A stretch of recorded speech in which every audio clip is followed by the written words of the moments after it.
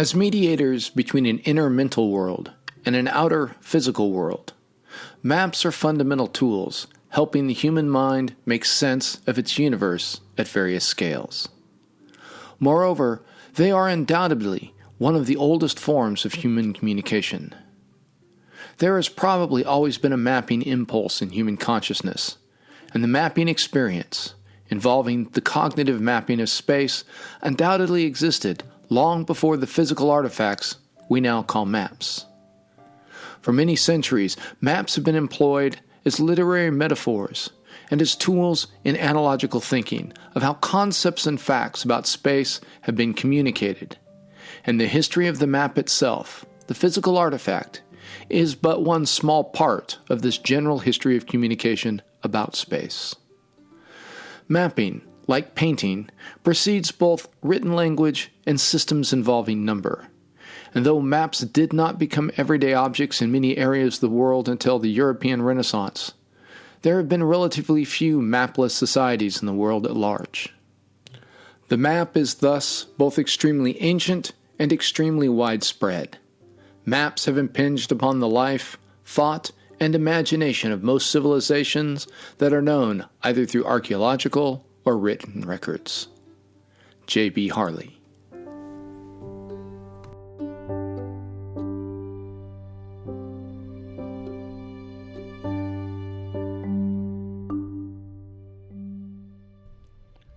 Maps are liminal things. They lie in between and across disciplines. They bridge the classifications of art and science, artifact and tool, literal and metaphorical representation. They are at once both simple and straightforward, communicating information directly to the viewer, while also subtly encapsulating the biases and values of the map maker and their culture. They can cross cultures, times, and even languages to bring another to a place they have never seen or been, but they can only do so incompletely.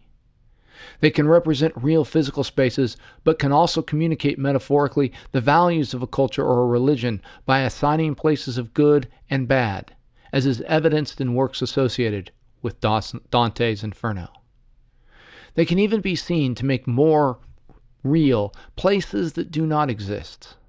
How many hours did some of you pore over Tolkien's maps of Middle-earth in order to better understand the vast imaginary history and culture of civilizations so like those found on Earth, and yet also alien in ways not quite definable? As Hartley mentions, they begin as mental pictures that are made real things through the work of a craftsperson, an artisan, a professional, a cartographer. So, too, is cartography a discipline that may be thought of as being found in the areas of overlap. The technologies of map-making and production involve both the taking and rendering of data, most recently scientific, and the means of artistic rendering and reproduction. To make a map is to create an artifact that transmits information, something that has been done in nearly every culture we know of, even those which have lacked written language and numerical literacy. Yet, such an enterprise requires a broad array of skills in most cases. One must be able to interpret data and information into graphical form and then render it in a way that engages another to take from that artifact the intended knowledge. Across history and cultures, there has been a profound artistry in good map-making that both guides the user and satisfies a certain aesthetic desire. And if maps and their making are the product of intellectual activities found to span diverse areas of human creativity, then so too is the academic discipline devoted to the understanding of place, space, and environment, geography. With feet planted both in the physical world as studied and understood by the natural sciences, and human interaction through culture and Congress as investigated by the social sciences. Geography is a subject often in tension with itself in its goal to understand and represent how those three things, place, space, and environment, can be characterized, especially with respect to how they interact with human activity. Arising formally in the mid-1800s, Geography has continued to evolve in order to address this dual mission of interpreting the physical and the social, all while grappling with the sometimes conflicting need to be empirical while also developing broad interpretive theories to better understand the human element. And so it is that the map, both as a direct representation of place and space and as a complex cultural communication, serves as the perfect metaphor for those human activities that involved it. As iconic and foundational as it is in human thought, it defies easy definition or characterization, a characteristic, I think, which serves as its source of power as both a tool and a symbol. Hello, and welcome to the Scientific Odyssey.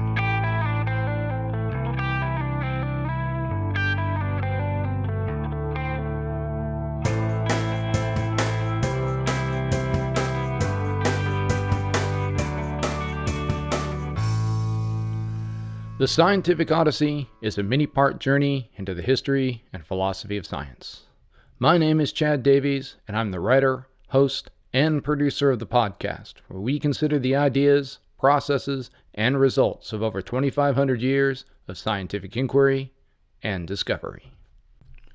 Series 5, Finding Our Way. Episode 2, Defining Space.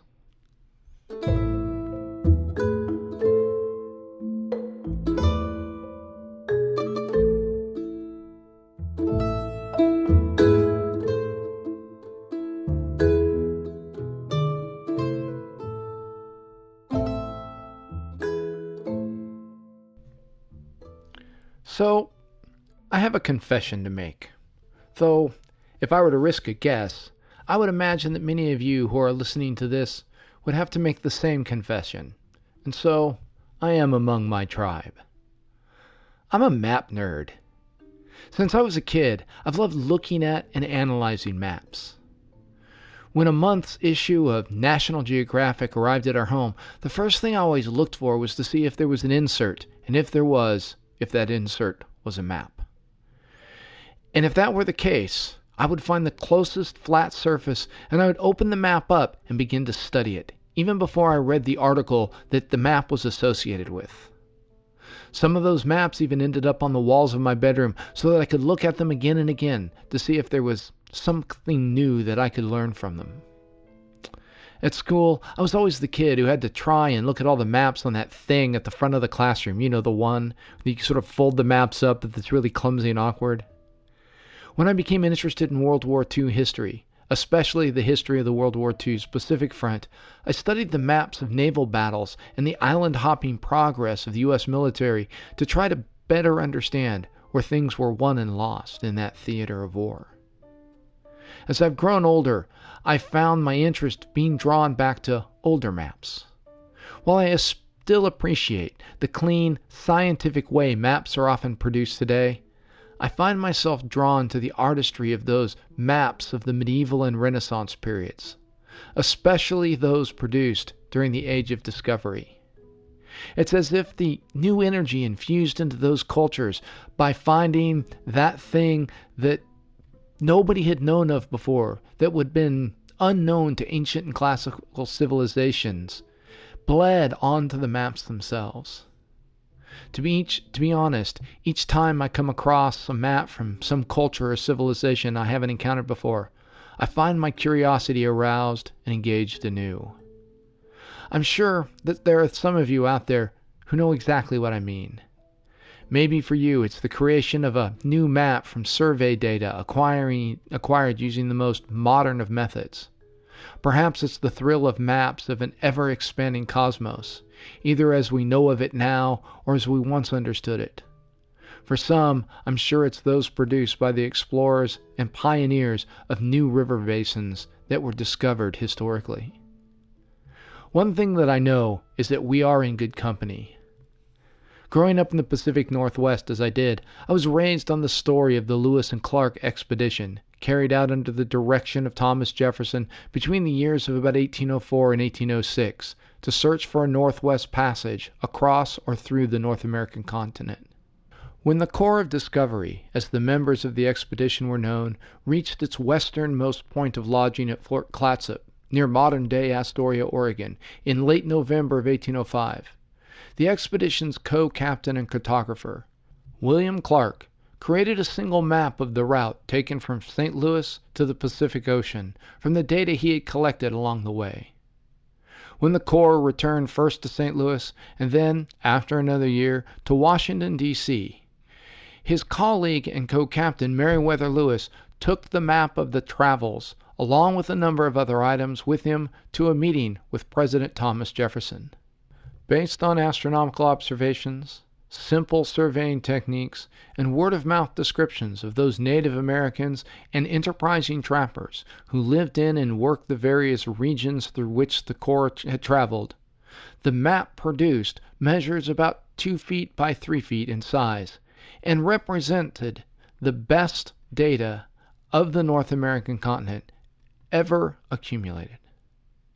Unfortunately for posterity, there are no notes from Lewis's January 1st, 1807 meeting with Jefferson, though we do know that the meeting lasted a good bit of time. Lewis told stories about the expedition, and Jefferson, ever the student of the Enlightenment, asked questions to clarify matters both scientific and economic.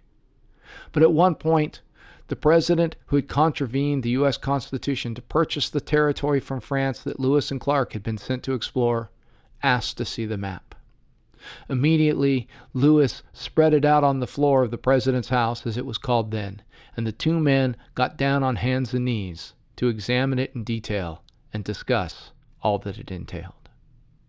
That map is now in the archive of the United States Library of Congress and can be digitally downloaded by anyone who has interest in it. But I have to admit that I would have loved to have been in the room when Lewis first opened it for Jefferson to examine. What a thrill it must have been to have seen, for the very first time, that visual depiction of the vastness of the North American continent, filled in all the way across, at least along a single path. 2. In that one document, that one artifact, to have an overarching record of the great journey across the vast continent demonstrates, I think, the power of a map.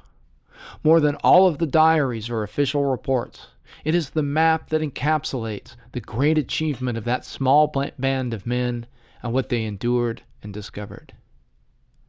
And so, in a way, my childhood impulse to spread out that occasional map from the National Geographical Society placed me in a long line of map makers and readers, back to Ewell and his map of the tides, Lewis and Clark and Jefferson with the vast North American continent stretched out before them, Halley and his magnetic variation lines, generations of Cassinis who measured the length and breadth of France to the occasional disgust of the monarch who claimed they'd cost him a fifth of his kingdom, to Vespucci whose map of a new world unalterably changed the course of European thought. I could continue back, of course, to even earlier figures from the Islamic Golden Age Hakim, Roman naturalists, and the great librarians of Alexandria. But if we are honest, even these figures have come lately to the work of mapping and map-making. To go back to the beginning, we must try and recover what has been lost to the dim recesses of time. Centuries before there was writing, perhaps even before there was art, there was map-making. The earliest map-making activity certainly predates any permanent records, arising at roughly the same time as language, between 200 and 100,000 years ago, as fully modern humans emerged onto the stage. And while it would be a while before it becomes something more recognizable, the first gestures, then words, then stories and chats would serve to describe places and spaces and provide directions to those places a tribe or culture found to be important long before there were ever written records. To know and understand these things, we must go further back to the recording of the ideas these cultures found important on cave walls and sacred stone spaces and ledges.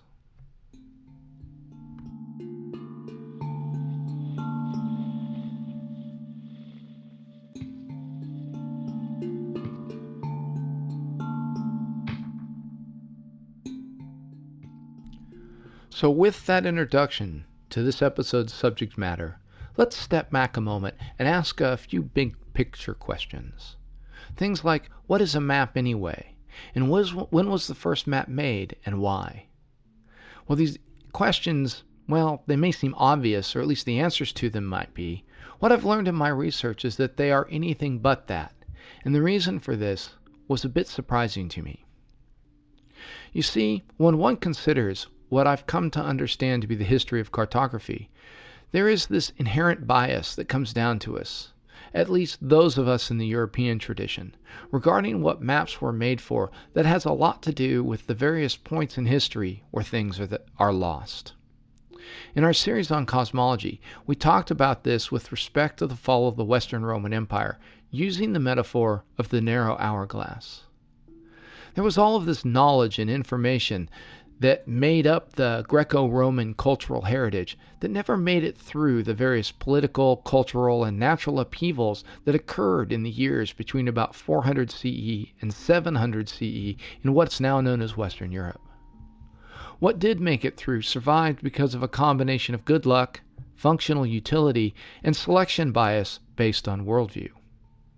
As a result, the writings of someone like Plato, whose realm of forms was complementary to the Christian idea of a perfect heaven, had a better chance of making it through the neck of the hourglass than did those ideas of Aristotle, whose empirically centered viewpoint often ran counter to the more theologically rationalist leanings of the Eastern Church Fathers. The same, I think, is true in cartography and maps. The maps that survive those constriction points, and to be clear here, the fall of the Western Roman Empire is merely an example historically, rather than an exception, tend to serve certain purposes, at least those maps do. In the case of Europe and its culture, this had to do with maps serving a locating and wayfinding function. However, what has to be understood is that this purpose of maps, while important and possibly dominant, this isn't really the only thing a map can do. Earlier, I referenced Dante's Inferno, and as can be seen in that case, which, by the way, might be thought of as the first truly explicit description in the medieval West of that place usually known as hell, maps can be profoundly allegorical or metaphorical and can exist as verbal or written descriptions as opposed to always being graphical depictions. The Inferno, as a piece of political literature, is not only a map of place, it is a map of the severity of sin based on the author's cultural views. Betrayal is seen as a significantly worse sin, than most others by the writer, and so those guilty of such perfidy are sentenced to spend an eternity trapped in a lake of ice, symbolizing their rejection of the warmth of both godly and human love in their various acts of betrayal. In the Inferno, this ninth circle of hell is portrayed as being the coldest and the closest to the center of the earth, and furthest from God's warming sun, or sun if you get the allegory. This is clearly a metaphorical description of a place, one reached through the guidance, of course, of another who knows the way, the poet Virgil. What's interesting here is that such a literary map, written in 1308 Common Era, came after the long-standing use of various wayfinding graphical maps, beginning in the Carolingian Renaissance of the 8th and 19th centuries under Charlemagne, and continuing with much more important 12th century Renaissance that brought to Europe a flood of new knowledge from Andalusia, now modern-day Spain, and Sicily, where Islamic scholars had preserved the knowledge of the earlier Greek and Roman writers.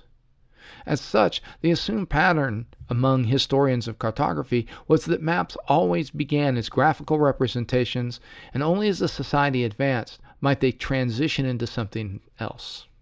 So let's break this assumption down a little bit. What needs to be understood is that by the time you get to, say, the modern European period, beginning, let's say 1500 CE or so, I'll leave it to historians to debate a more specific date. What we might think of as Western civilization has gone through a number of these narrow necks created by the rise and fall of various civilizations. Some a bit more short-lived, as was often the case in Mesopotamia. Others, like Egypt, being much longer-lived, though not without their own upheavals. Furthermore, each of these cultures and civilizations' knowledge had been filtered through a number of other civilizations. First, the Greeks under the Hellenizing influence of Alexander and his generals, then the Roman period, then the dual tracks of the Byzantine era and the Islamic Golden Age, before being deposited into a reflowering Europe through a series of cultural rediscoveries. Each of these took cartographers and historians further and further away from those first people who might have mapped their world. For me, it's a fascinating recognition that by the time we get to the point where we start having good records of maps and mapping, we're very far away from the original mappers, at least in that part of the world. This makes understanding the history of cartography and later geography much more challenging in two ways. The first is that the artifacts themselves, the maps and such, are from a limited subset.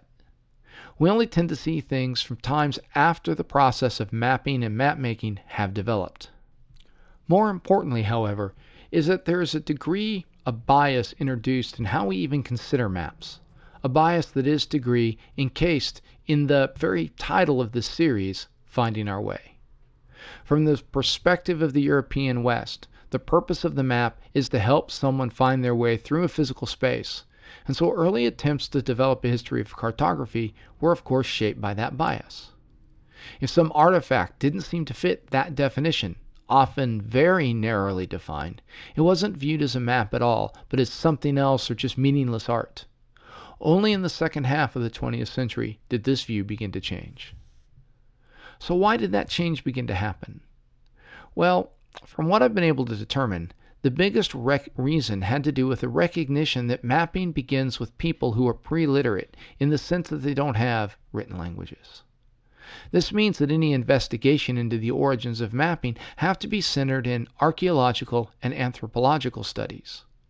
In the case of the former, we can look for signs of mapping in physical artifacts such as cave painting and stone etchings, while in the latter we have to extrapolate from more recently contacted indigenous or aboriginal peoples who have either not developed written languages or for whom writing is a recent development, and so their cultures retain a much greater percentage of their pre-literate knowledge in the original form.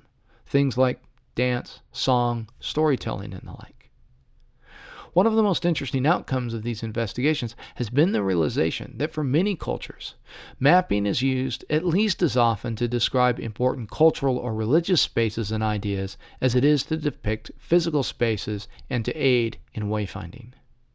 In Mesoamerican cultures, for example, complex descriptions of spaces associated with religious beliefs are often more prominent than those describing how to get from one place to another. Taken with other examples, this serves as a refutation of the idea that things like Dante's Inferno come after mapping is developed as a tool for spatial definition. Instead, such metaphorical or allegorical maps, created to serve religious or cultural needs, develop concurrently or even precede the more traditionally thought of functions. Given this, I think it's important, therefore, that we step as far back as possible in time to look at evidence and lines of reasoning that predate literate cultures, predate what we know about Europe that comes down to us from history or cultural writing that we have. And so, let's go back as far as we can. Very recently, there have been a number of studies into actually looking at how non-human species developed to communicate map-like knowledge in an attempt to better understand the origins of the human process. If one accepts that we as a species evolve out of earlier sorts of species, then it may be useful for us to understand how the early parts of that process develop. Examples of these behaviors include wolves that mark both their territorial boundaries and commonly traveled routes, honeybee round and waggle dances that indicate the travel path to nectar sources, and the pheromonal paths left by ants. In each of these cases, the mapping behavior seems to be genetically encoded in the species as opposed to what we see in human beings, though in the case of wolves, there does seem to be a sense of spatial awareness as the boundary marking often occurs in places where no clear geographical boundary might exist, along a line in the middle of a forest, for example.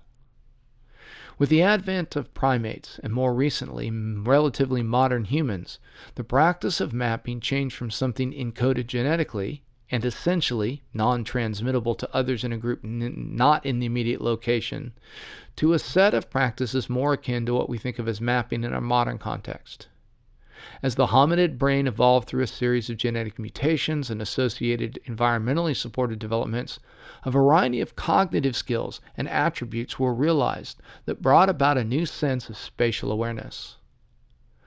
Unlike modern humans today, who seek pattern and regularity in the world as a way of understanding its fundamental nature, the early humans saw that survival dictated a focus on novel or unique occurrences, such as things that often indicated threats to continued existence or opportunities to find food or other resources. Unanticipated events or objects had to not only be noted, but remembered and communicated to other members of the tribal group in order to get through the world successfully. As Julian Jaynes suggests, the ability of spatialization was likely, quote, the first and most primitive aspect of consciousness, end quote, allowing individuals and groups to understand not only space, but things like location, distance, i.e. two objects' location in space relative to each other or to the thinker, networks, area, speed, and other associated concepts. So pervasive is this, even today, that things like time and life events are often conceived of in terms of spatial ideas. We can talk of a distant past, like the past is a long ways away, or a turning point in our life's journey. Once this ability to spatially or to spatialize abstractly is developed, a number of things likely occur either concurrently or soon thereafter. While other primate languages are often limited to here and now conceptualizations, human beings began to develop a number of important associated abilities. G. Malcolm Lewis lists 4 attributes of human consciousness that are relevant to our discussion. Quote, Homo sapiens developed 4 important mental capacities that may also be regarded as necessary conditions for the eventual acquisition of mapping skills. First, there was the ability to delay an instinctive response in favor of a pause for exploration. Second, the facility of storing acquired information. Third, the ability to abstract and generalize. And fourth, the capacity to carry out the required responses to information thus processed. Collaborative effort in hunting, in particular, involved coding information in a capacity to transmit it rapidly and efficiently between individuals. Language, gestural and graphic as well as spoken, was the enabling device that ensured this. Unlike the here and now language of other higher primates, human language began to bind events in space and time within a web of logical relations governed by grammar and metaphor. End quote. Roger Peter writes in his work, Communication, Cognitive Mapping, and Strategy in Wolves and Hominids, quote, the ability to construct, with ease, sequences of representations of routes and location. Once hominids had developed names or symbols for places, individuals, and actions, cognitive maps and strategies would provide a basis for production and comprehensive sequences of these symbols. Shared network or hierarchical structures, when externalized by sequences of vocalizations or gestures, may thus have provided the structural foundations of language. In this way, cognitive maps may have been a major factor in the intellectual evolution of hominids. Cognitive maps provided the structures necessary to form complex sequences of utterances. Names and plans for their combination then allowed the transmission of symbolic information not only from individual to individual, but also from generation to generation. End quote. Anthropological research conducted with various indigenous peoples by individuals such as Christopher Hallpike reveals that an important development in this whole set of spatial concepts that form the foundation of more advanced spatial understanding has to do with various distinctions or opposite concepts. Things such as inner and outer, center and edge, left and right, up, down, high, low, open and closed, symmetrical versus asymmetrical. To these are added ideas like boundary, inclusion, and shape.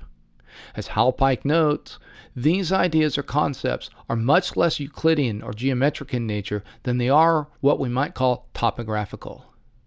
To tie back to an earlier idea, uniqueness and variation in terrain, vegetation, climate, water flow, etc. are important in giving rise to these ideas.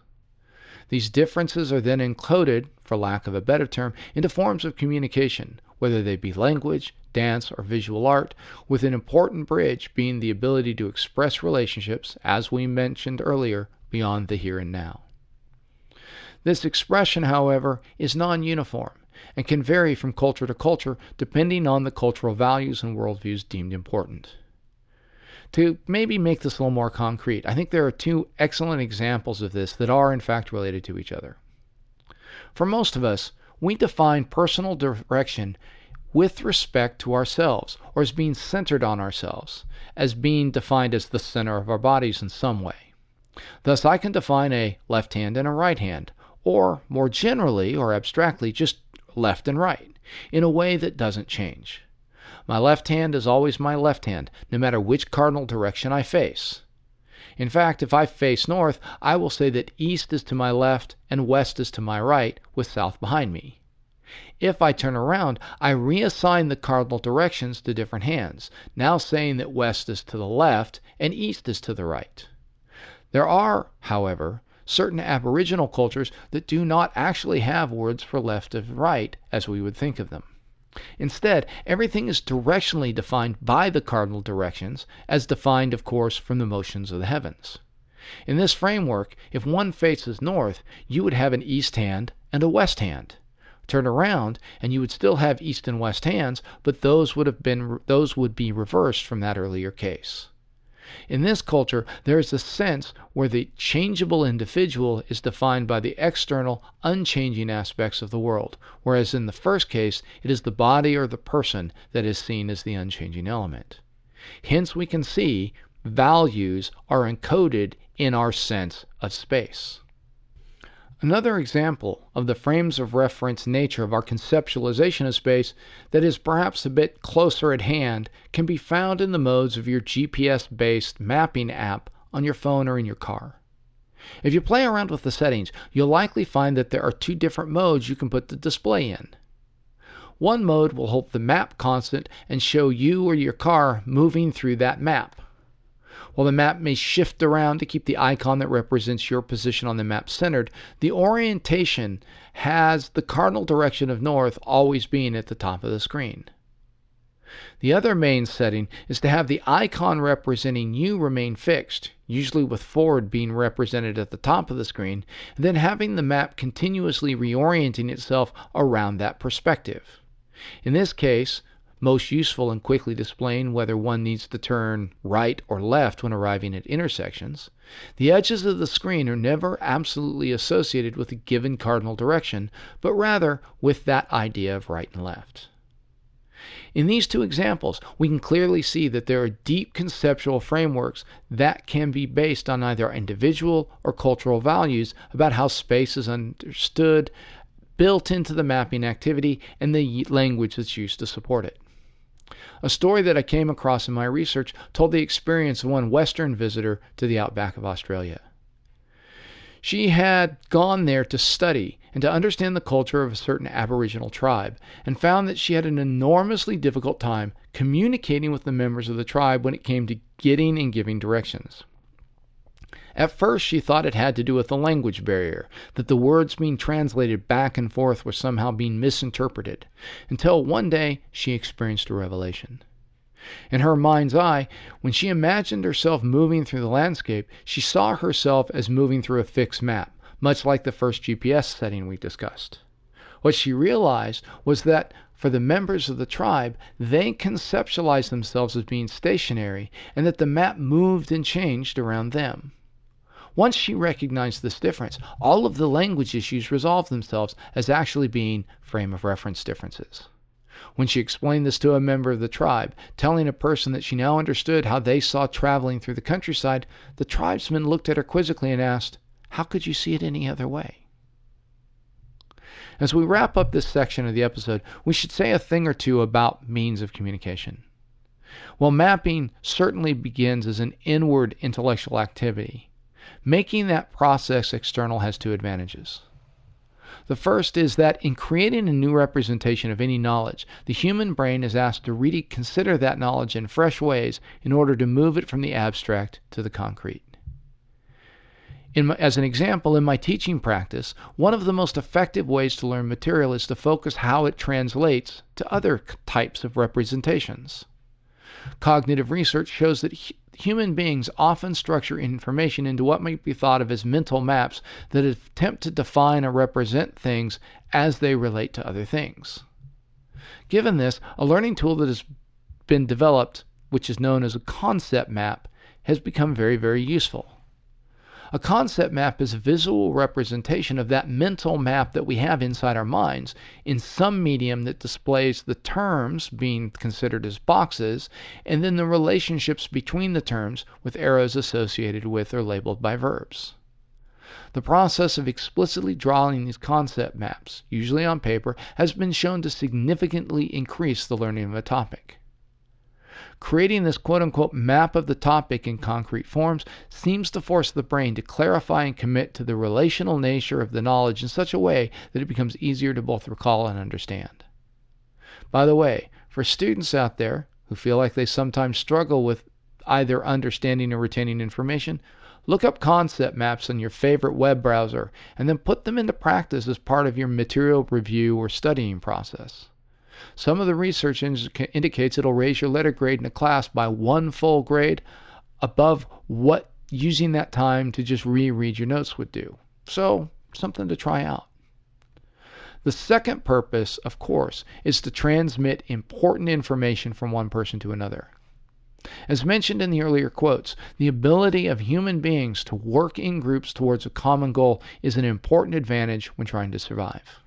To be able to communicate spatial information, either of the physical world or of shared community values, through something approaching maps is really a game changer.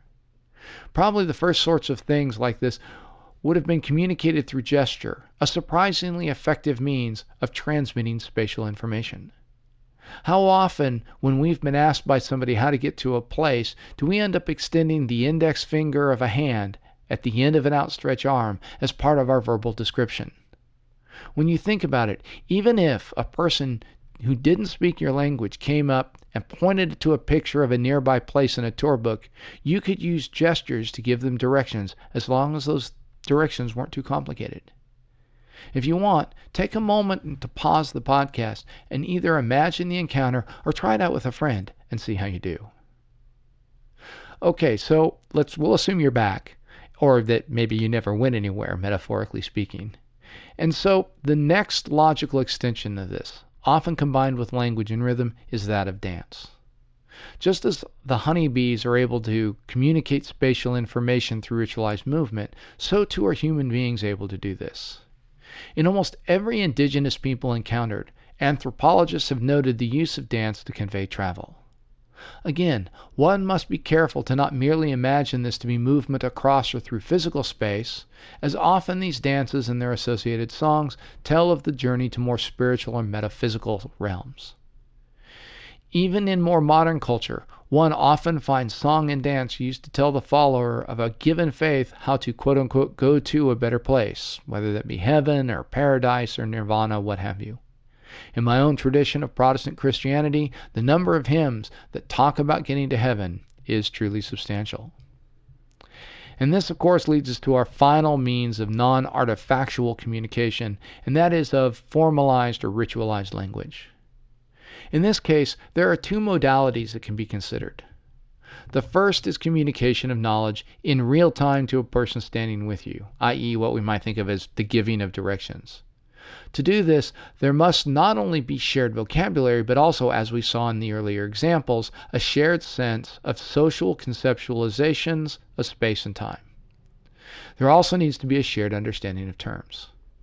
For example, if you ask me how to get somewhere and I tell you that you must travel 10,000 paces in the direction of the setting sun, following the babbling stream before turning left at Skull Rock to walk another 10,000 paces towards the tallest peak in the distance, we'd both better have the same understanding of what a pace is, which, by the way, is 2 steps, one with the right foot and one with the left.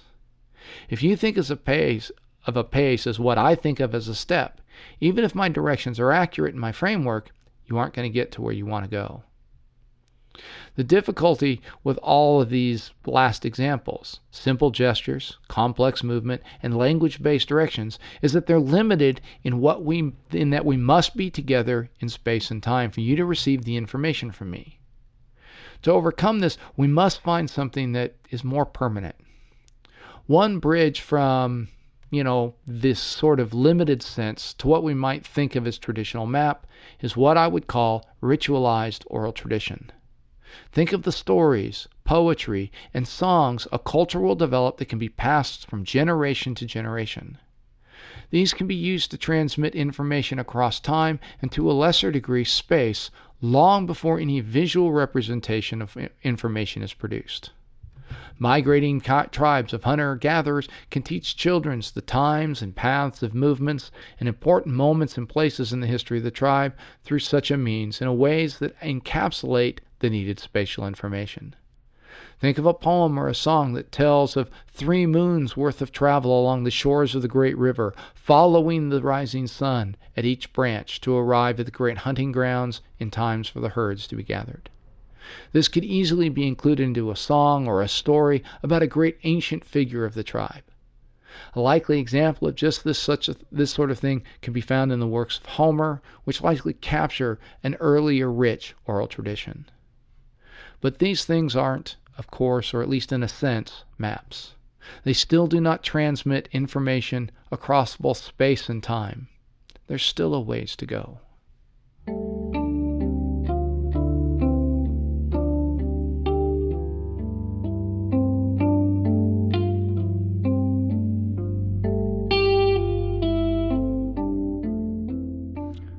So where do we find the first visual artifacts that represent a description of space? This can be a difficult question to answer because it's not always clear what's intended to be an artistic representation of some thing or event the artist experienced or encountered, and what's intended to transmit information about, say, a location, whether that be physical or metaphysical. As you may well be thinking right now, it's not even clear in some instances that both purposes aren't being fulfilled in some of what has been found. The earliest artifacts we have all seem to date to about the same time, roughly 35,000 to 40,000 years ago, and they all sort of seem to be rock art. What's interesting about these sites is that they show strong indications that they were associated with sacred or religious purposes and are consistent with similar sorts of site found in more recent indigenous cultures in the New World. Found across the European subcontinent in a variety of locations, this rock art makes it clear that maps of sacred spaces occupied as important a place as any maps of local physical spaces. It should also be noted that the Old World examples of rock art maps date to what is known as the early Paleolithic or Stone Age period as denoted by anthropologists. In evaluating these maps, historian of cartography Catherine Delano Smith writes that there are 3 things one must consider when trying to identify what constitutes a map. In her words, quote, "What appears to be spontaneous recognition of a map in fact involves 3 assumptions. That the artist's intent was indeed to portray the relationship of objects in space, that all the constituent images are contemporaneous in execution, and that they are cartographically appropriate. In the context of prehistoric art, it is difficult to prove that all 3 conditions are met. The first has to be taken largely for granted, although it is the most basic of the criteria. The demonstration of the second condition is closely associated with the first and is a vital step in the interpretation of a prehistoric map. Assemblages of images in prehistoric art in Europe are outstandingly disordered, lacking any suggestion of deliberate composition. Images are commonly found superimposed, drawn at all angles, or even upside down, and only very exceptionally is there a frame other than the natural edge of the stone or the undecorated portion of a cliff face. It is thus usually difficult to be convinced that the rock art assemblage was originally both intended and executed as an entire composition, and that it has not survived merely as a result of accidental juxtaposition of individual images that could have been executed at long intervals. The third condition, the cartographic appropriateness of each constituent image of a prehistoric map, presents a different order of problem. A modern topographic map is composed largely of familiar signs, the meaning of which is reinforced by the accompanying key or has been made clear by an alternative form of explanation. Otherwise, there would be no way of being certain about the meaning of a sign. Any image can be used to stand for any object.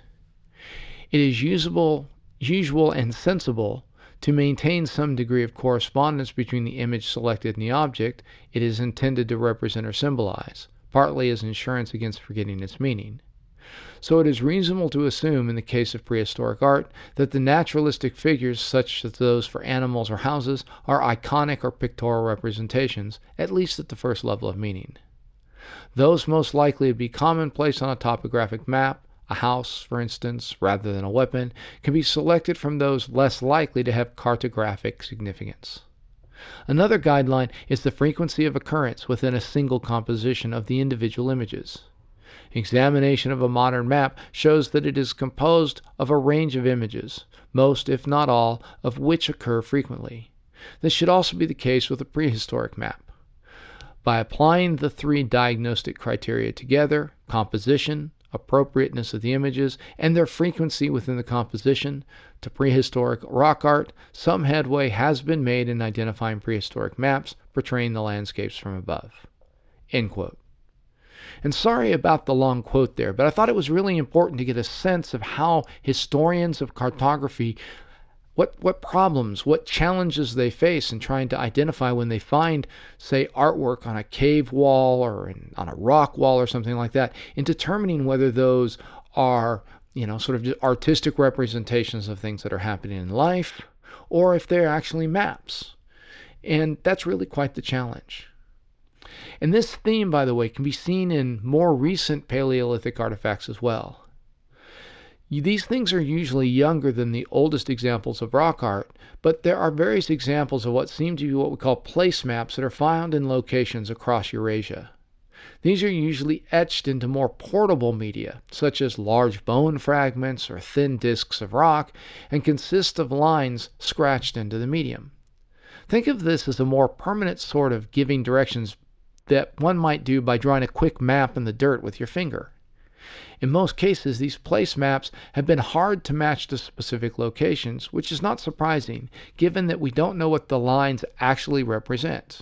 Are they game trails? Are they travel paths? Are they water courses, migration routes, or some combination of all of the above? They may even represent things like property boundaries or, ancestral claims. Who knows?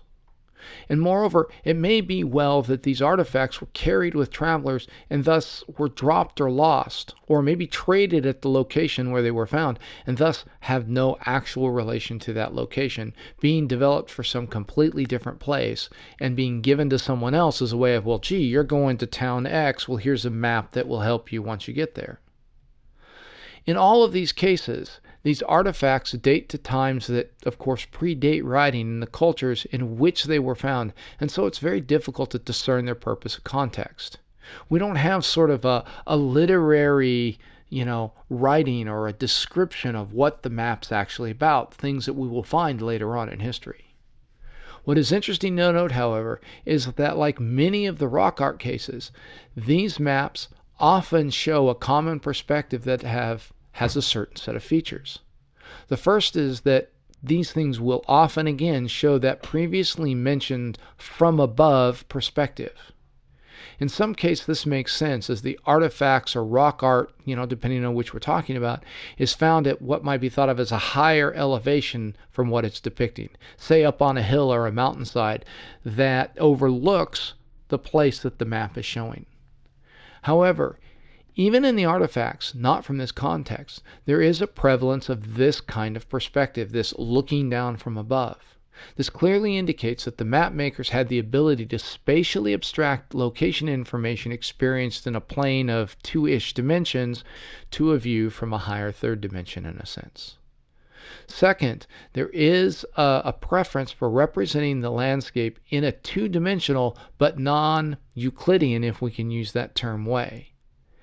Instead of making what may be thought of as a completely flat map where everything is in correct spatial relationship to each other, much like you would see on a road map today, there are clear attempts to represent the correct topological relationship between locations by warping what would be seen in a typical two-dimensional flat map most of us would be used to seeing.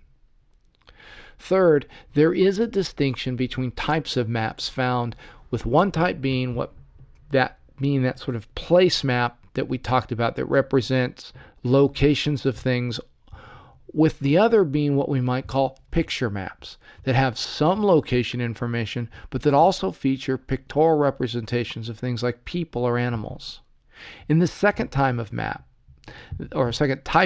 I should say, the intention seems to be to place individuals of importance in locations of value. This might be something like having a map of an animal enclosure that shows fences and pens, but that also shows the locations of shepherds and animals as a way of transmitting what might be the best places to put the people to make the task of herding the animals into the pens go as easily as possible. A modern example of this that would be familiar to sports fans would be to have a map of a playing field that then also has symbols or figures representing the players in order to do what is called, quote-unquote, drawing up a play. And then we do that by using arrows to represent motion or movement and other sorts of things. Here again, one sees a prevalence of imagery that depicts things from above. Finally, before we leave this topic, at least for the time being, a word should be said about the sorts of artifacts that we have and not letting those artifacts overly bias our ideas by what was perhaps actually being done in that prehistoric time. The reason we find maps etched in or painted on rock or in bone is because those are the things that last for the most part. Except in environments that are either very dry or very cold or very oxygen poor, organic material doesn't really last very long. At best, only a few decades unless specific efforts are made at preservation. So what we should recognize is that there were likely lots of maps during those times made on things like bark or animal hides or woven fabrics that just haven't survived.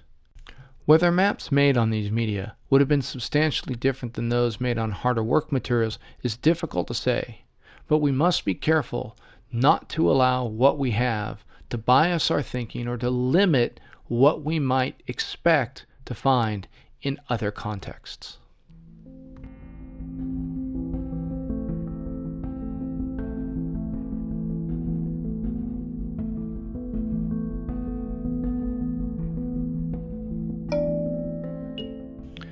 I think at this point I'd like to bring this episode to a close. While there is still much to say about early map making, I think it's best to break here as the episode's getting to be close to an hour long. And then in the next episode, spend some time talking about how one might go about creating accurate, or at least accurate-ish, maps using information that would have been available to those lacking what we might think of as modern surveying technologies. And by the way, when I say modern in this context, given the vast expanse of time that we're talking about, what I really mean is, anything historic, anything that we would have written down. In other words, what would somebody in a pre-literate society have used? What kinds of tools would they have had access to and made measurements with that would have allowed them to create the maps that we find the artifacts of? Before we wrap up, I'd like to take a couple of minutes for a couple of reminders. First, remember Todd Timberlake and Paul Wallace's book, Finding Our Place in the Solar System, releases this week. You can get a downloadable version from all of the usual suspects, as well as from the Cambridge University Press website. Physical copies of the book will be available in the UK on Thursday, March 28th, and in other markets shortly thereafter. If you're listening to this sometime after the show's release date, your best bet will probably be to go with an online retailer. Second thing I'd like to do is I'd like to once again give a big thanks to the Blue Dot Sessions. They provide all of the music that we use in our podcast episodes going way back. They've been super, super generous with allowing to use this material to enhance and sort of fill in and enliven our podcast free of charge. And so we just want to give them a big thanks once again. Next, if you're enjoying the podcast, I would like to ask you maybe to do one or more of three things. First, join one of our online communities. We've got a Facebook group, or for those who are a little leery of Mr. Zuckerberg's monster, there's a subreddit that could use a little love. Out there at Reddit, moderator Adam Frank has done the crew a real service in getting things set up, but there needs to be a good bit more conversation. He's posted a few discussion topics related to past episodes, and I would expect maybe with this one as well, that would be cool to have a few more people weigh in on. So, go on out there, subscribe to the subreddit, and then, respond to a few things or put your own thoughts and opinions out there. And the same can be done on the Facebook page. Second, if you could help us spread the word about the podcast, that would always be great. If you know of people looking for a podcast that talks about how we went about learning what we know about the world we live in, let them know about us. Send them a link to our website, thescientificodyssey.typepad.com, or to whatever service you're using to listen to the show, whether that be Apple Podcasts or Stitcher, Player FM, or whatever. We'd love to see our crew continue to grow. By the way, whoever the listener is who is teaching at Hendrix College, who's been assigning podcast episodes to their classes, a huge shout out to you and your students. We'd love to have you as a part of the crew. It's really great to see those